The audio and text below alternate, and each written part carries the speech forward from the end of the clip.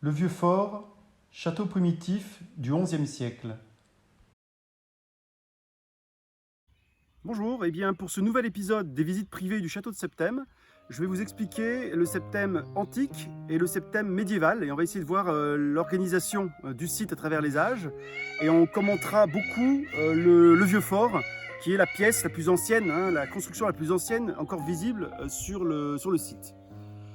Alors, Septème rappelle la 7e borne romaine sur une route qui allait de Vienne, qui a 12 km. La ville de Vienne était une capitale importante, qui allait de Vienne à Milan. C'est une des principales routes romaines de la romanité, l'occupation romaine. On imagine qu'il y avait 7 ou 8 grandes artères, et bien il y avait celle-ci. Et ces grandes artères étaient protégées par des feux tous les 1000 romains. Et le 7e mille était ici, et Septème, il y avait ce feu gardé par une petite garde à l'époque. Voilà, ça c'est l'époque antique. Et puis au Moyen-Âge, on est toujours sur une grande artère, mais qui croise une autre qui allait de Lyon à Beaurepaire, qui est plus au sud. Lyon au nord, Beaurepaire au sud.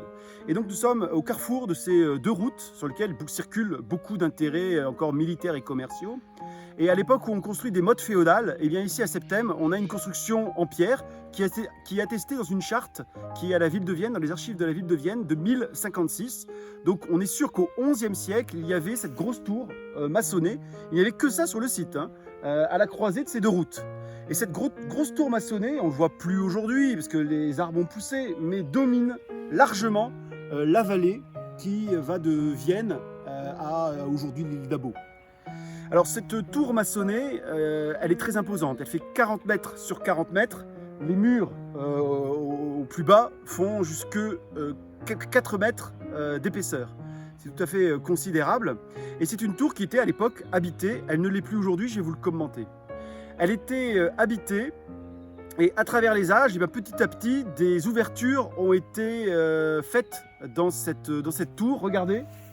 On a là-haut une tour qui est encore une ouverture béante, qui est sans doute une ouverture du 15e ou 16e siècle. Et puis il y a des fenêtres qui sont fermées, je ne sais pas si vous les voyez plus sur la gauche. Et des petites fenêtres sont encore apparentes sur le côté. Alors, je vais maintenant vous faire rentrer. Ici, nous sommes à l'arrière du château, côté sud. Je vais vous faire rentrer côté est. Et nous allons voir la construction des remparts. On dit que le vieux fort a été enchemisé de remparts qui sont eux du XIIIe siècle. Suivez-moi. Alors, nous sommes ici toujours au XIe siècle. Le vieux fort est ici devant moi, devant vous. On imagine toujours au XIe siècle qu'il y avait une basse-cour qui a été aménagée dans la partie la plus protégée, qui était côté nord, avec sans doute une première enceinte de palissade de bois peut-être à l'époque. Et puis au XIIIe siècle, ici nous sommes en Savoie, c'est la maison de Savoie, c'est Philippe Ier de Savoie qui a des terres les plus à l'ouest de son domaine. C'est un État indépendant et Philippe Ier de Savoie mène de grandes batailles contre le dauphin qui lui est à Vienne et à Grenoble. Et sur le point le plus à l'ouest, il construit une grande enceinte médiévale, donc là, je vous disais du XIIIe siècle, vers 1280, pour contenir une armée. Voilà, donc c'est ce grand cycle de remparts. Vous voyez, il enchemise les remparts sur le vieux fort.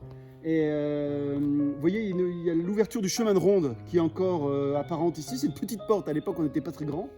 Et on a le chemin de ronde qui se déroule tout au long des remparts. On a les archères aussi, assez magnifiques. On a 44 archères. On a le chemin de ronde qui est encore visible à certains endroits plus qu'à d'autres. Voilà, là nous sommes au XIIIe siècle, ce kilomètre 100 de rempart. Et puis on imagine qu'intramuros, il y avait le village de Septème. Jusqu'au XIXe siècle, 400 personnes ont habité, au XVIIIe 400 personnes. Puis au XIXe, ça s'est un peu étiolé. Et un ancêtre de ma femme a décidé d'exproprier les derniers propriétaires des maisons pour créer ce parc très apprécié par les visiteurs. Voilà, suivez-moi. On va parler un peu du château neuf parce que le vieux fort peut être appelé le château vieux. Alors je vous propose de regarder la vue qui se dévoile à vos yeux.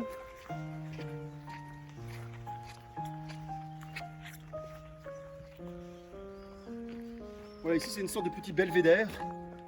Alors je vous disais, le vieux fort c'est le château vieux, il est ici à ma droite. Et le château neuf, lui, a été bâti à partir du 12e. Il y avait sans doute une maison forte qui fermait cette basse-cour dont je vous parlais. Et le château, lui, est construit au 14e, surtout 15e siècle, et embelli au 16e siècle, avec d'autres choses que je vous ai déjà présentées que la loggia. Voilà, on rentre dans le verger.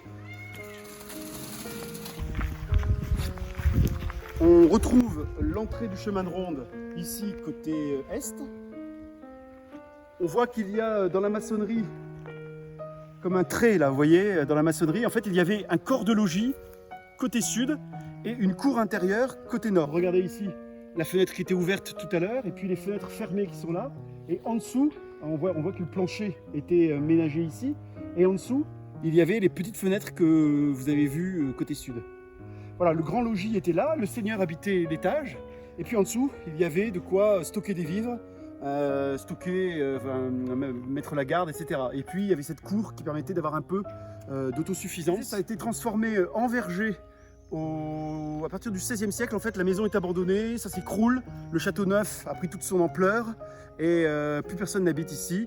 Et au XIXe siècle, Jacques d'Albon, un ancêtre de ma femme, et puis les arrière-grands-parents de ma femme, Charles-Louis de Kergorlay et Claude d'Albon, décident de faire vivre autrement ce site avec un verger.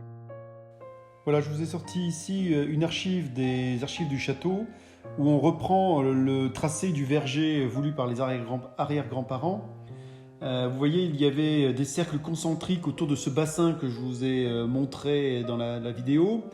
Et chaque quartier permettait de ranger harmonieusement les pommiers, les poiriers, mais aussi les fraisiers, les framboisiers. Tout cela avait une distribution très claire. Il n'en reste pas grand-chose, il reste des pieds un peu partout.